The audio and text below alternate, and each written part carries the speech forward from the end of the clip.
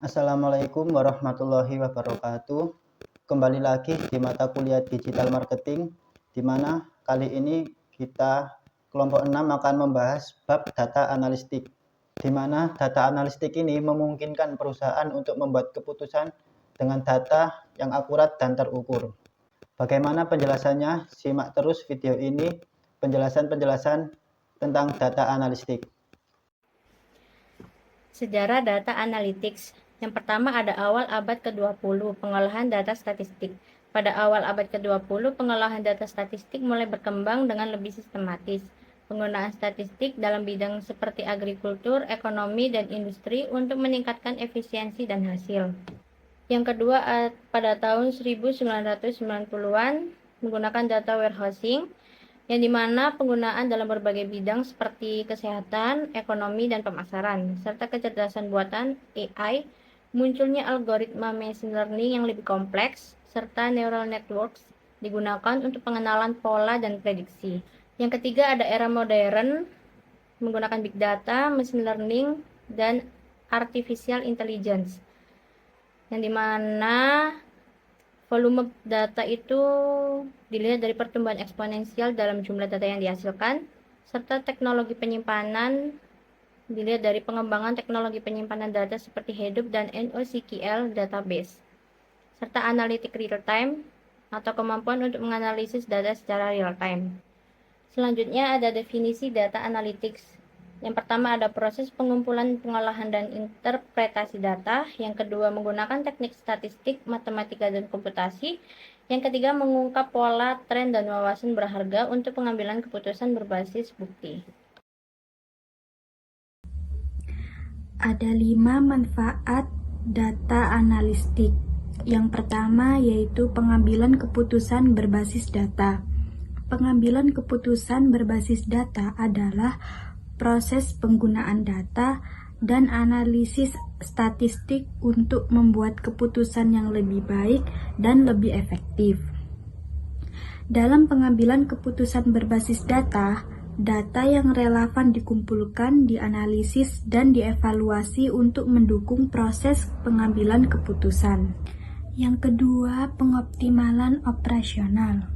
Pengoptimalan operasional adalah proses untuk meningkatkan efisiensi dan efektivitas operasional suatu organisasi dengan cara mengidentifikasi, menganalisis, dan mengimplementasikan perubahan yang bertujuan untuk memaksimalkan kinerja dan hasil. Tujuan dari pengoptimalan operasional adalah untuk mencapai tingkat produktivitas yang lebih tinggi, mengurangi biaya operasional, mempercepat proses, dan meningkatkan kualitas produk atau layanan. Yang ketiga, pengembangan strategi pemasaran yang efektif, yaitu melibatkan perencanaan dan implementasi langkah-langkah yang dirancang untuk mencapai tujuan pemasaran suatu produk atau layanan dengan cara yang optimal. Ada beberapa langkah-langkah yang dapat dilakukan dalam pengembangan strategi pemasaran yang efektif, yaitu meliputi analisis pasar, memahami pasar target, perilaku konsumen, kebutuhan dan preferensi pelanggan, serta tren pasar yang relevan. Penetapan tujuan, menetapkan tujuan pemasaran terstruktur, dapat dicapai, relevan, dan berbatas waktu. Segmentasi pasar, memecah pasar menjadi segmen-segmen yang lebih kecil berdasarkan karakteristik yang sama untuk menyesuaikan strategi pemasaran. Penentuan posisi, menentukan posisi produk atau layanan di pasar yang membedakan dari pesaing dan menarik bagi konsumen. Pengembangan bauran pemasaran, menggabungkan elemen-elemen pemasaran seperti produk, harga, distribusi, dan promosi untuk mencapai tujuan pemasaran. Implementasi dan pengukuran, melaksanakan strategi pemasaran yang telah dirancang dan mengukur kinerja pemasaran untuk mengevaluasi keberhasilan dan melakukan perbaikan jika diperlukan. Yang keempat, pengenalan peluang baru. Pengenalan peluang baru merujuk pada proses mengidentifikasi dan memahami potensi peluang bisnis yang belum terjadi sebelumnya. Peluang baru dapat muncul dari berbagai sumber seperti perubahan tren pasar, perkembangan teknologi baru, kebutuhan konsumen yang berkembang, atau celah dalam pasar yang belum terpenuhi. Dan yang terakhir, pengelolaan risiko yang lebih baik, yaitu merujuk pada pendekatan sistematif dan proaktif untuk mengidentifikasi, mengevaluasi, dan mengelola risiko-risiko yang mungkin dihadapi oleh suatu organisasi. Tujuannya adalah untuk mengurangi kemungkinan terjadinya kerugian atau dampak negatif akibat risiko serta meningkatkan kemungkinan mencapai tujuan organisasi dengan lebih efektif. Ada 4 jenis data analistik. Yang pertama yaitu deskriptif analistik. Adalah suatu metode analistik data yang bertujuan untuk menjelaskan dan merangkum data historis menjadi informasi yang dapat dimengerti. Tujuan utamanya adalah untuk memberikan pemahaman yang lebih dalam tentang data yang ada, tanpa mencoba untuk membuat prediksi atau menyimpulkan sebab dan akibat.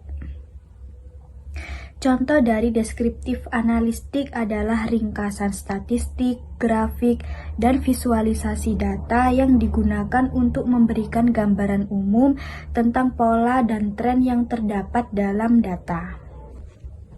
Yang kedua, analistik diagnostik adalah jenis analisis data yang bertujuan untuk menemukan penyebab di balik suatu kejadian atau hasil tertentu.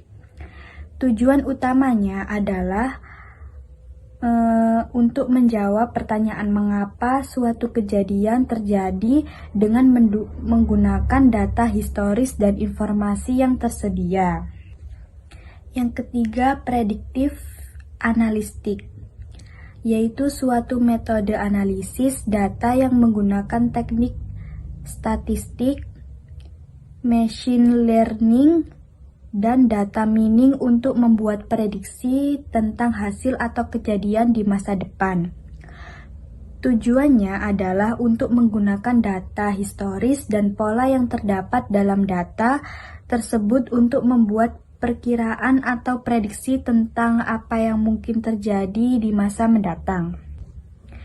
Dan yang terakhir adalah preskriptif analistik, yaitu tingkat analisis data yang paling maju yang fokus pada memberikan rekomendasi tindakan atau keputusan yang tepat berdasarkan hasil analisis data.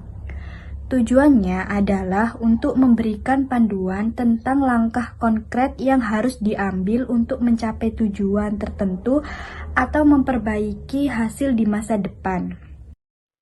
Tahap-tahap dalam data analytics. Berikut serangkaian langkah yang dilakukan untuk memproses dan menganalisis data guna menghasilkan wawasan yang berarti. Tahap pertama yaitu pengumpulan data. Mengumpulkan data dari berbagai sumber, baik itu internal maupun eksternal. Data dapat berupa angka, teks, gambar, atau bentuk data lainnya. Penting untuk memastikan kualitas dan keakuratan data yang dikumpulkan. Setelah data terkumpul, tahap selanjutnya yaitu pembersihan data. Membersihkan data dari gangguan, duplikasi, atau kesalahan lainnya. Proses ini melibatkan pemfilteran, pemadanan, penghapusan data yang tidak relevan, dan penyesuaian format agar data siap untuk analisis. Selanjutnya, eksplorasi data. Tahap ini melibatkan eksplorasi dan pemahaman lebih lanjut tentang data. Analisis mengidentifikasi pola, tren, dan hubungan di antara data untuk mengungkap wawasan yang berharga. Teknik visualisasi data sering digunakan dalam tahap ini untuk mewakili informasi dengan cara yang lebih intuitif. Tahap selanjutnya, modelisasi. Tahap ini melibatkan penerapan metode analisis dan modelisasi yang tepat untuk memperoleh wawasan yang lebih baik. Ini bisa melibatkan teknik statistik, analisis prediktif, machine learning, atau algoritma lainnya. Tujuannya adalah mengidentifikasi pola tersembunyi, membuat prediksi, atau mengambil keputusan berdasarkan data yang ada. Setelah analisis selesai, tahap berikutnya interpretasi dan kesimpulan. Menginterpretasikan hasilnya dan mengambil kesimpulan yang dapat digunakan untuk pengambilan keputusan. Analisis harus mampu mengkomunikasikan temuan mereka dengan jelas dan ringkas kepada pemangku kepentingan agar dapat dimengerti dan diimplementasikan dengan baik. Tahap terakhir yaitu tindakan dan pengoptimalan. Tahap ini mengambil tindakan berdasarkan wawasan yang ditemukan dan mengoptimalkan proses atau strategi berdasarkan hasil analisis. Ini melibatkan implementasi solusi, pemantauan kinerja, dan penyesuaian berkelanjutan untuk mencapai hasil yang diinginkan. Peran data analytics dalam digital marketing. Analytics dalam digital marketing digunakan untuk mengukur dampak perubahan strategi pemasaran. Itu sangat berharga dalam proses meningkatkan dan mengoptimalkan kampanye pemasaran online. Berikut adalah peran data analytics dalam digital marketing. Yang pertama, mengidentifikasi target audience. Dengan menganalisis data demografis, preferensi pelayanan, dan perilaku, analisis data memungkinkan bisnis memperoleh pemahaman komprehensif tentang target audiens mereka. Hal ini mempermudah pembuatan kampanye pemasaran dan pesan yang relevan dan dipersonalisasi. Yang kedua, mengoptimalkan kampanye pemasaran. Pemasar dapat mengukur efektivitas kampanye mereka secara real-time menggunakan analisis data.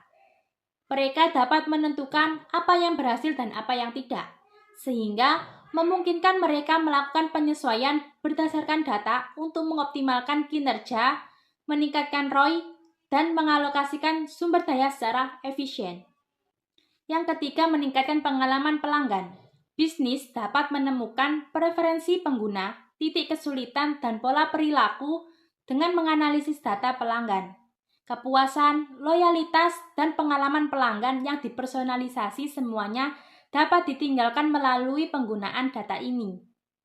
Yang keempat, analisis prediktif. Analisis data memungkinkan pengiklan mengantisipasi pola dan hasil di masa depan berdasarkan data historis. Hal ini memungkinkan pengambilan keputusan yang proaktif dan membantu mengidentifikasi peluang dan ancaman pasar. Yang terakhir, keunggulan kompetitif. Bisnis dapat memperoleh keunggulan kompetitif dengan menemukan wawasan tentang industri, pesaing, dan tren pasar mereka dengan memanfaatkan kekuatan analisis data. Informasi ini memperhitungkan diferensiasi, inovasi, dan positioning yang lebih baik. Selanjutnya, meskipun data analitik menawarkan banyak manfaat, penerapannya dalam digital marketing juga menghadapi berbagai tantangan. Antara lain, yang pertama yaitu kualitas data. Kualitas data yang rendah dapat mengakibatkan kesalahan dalam analisis dan pengambilan keputusan. Oleh karena itu, penting bagi perusahaan untuk memastikan bahwa data yang mereka kumpulkan akurat, lengkap, dan relevan. Selanjutnya, yaitu keamanan data dan privasi data. Pengumpulan dan penggunaan data pelanggan harus mematuhi peraturan privasi dan keamanan data yang berlaku. Pelanggaran privasi data dapat mengakibatkan kerugian finansial dan reputasi yang serius bagi perusahaan. Yang ketiga, yaitu integrasi data. Data yang berasal dari berbagai sumber seringkali terfragmentasi dan sulit untuk diintegrasikan. Perusahaan perlu mengembangkan sistem yang mampu mengintegrasikan data dari berbagai sumber dengan efisien untuk mendapatkan gambaran yang holistik tentang pelanggan dan pasar. Yang keempat, sumber daya manusia. Analisis data membutuhkan keahlian khusus dalam bidang data science dan statistik. Perusahaan seringkali menghadapi kesulitan dalam mencari dan mempertahankan tenaga ahli yang kompeten dalam bidang ini. Selanjutnya, teknologi dan infrastruktur.